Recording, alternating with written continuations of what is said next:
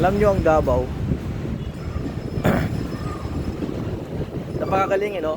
Yung Davao. Kahit wala nang mag-invest sa Pilipinas,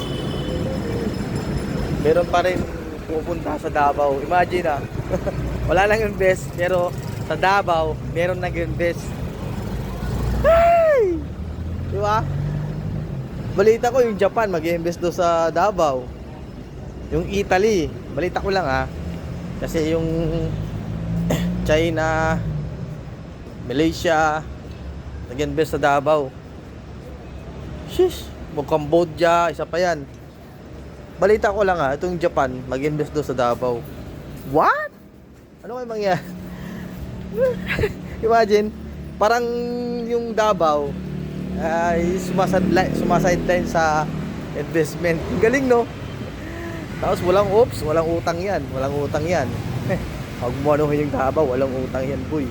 Pag kang magkakamali, sasabihin mo, hanapan mo ng buwan sa utang. Walang utang yung Davao. Tingnan mo, tuloy-tuloy yung pag-unlad. Di ba?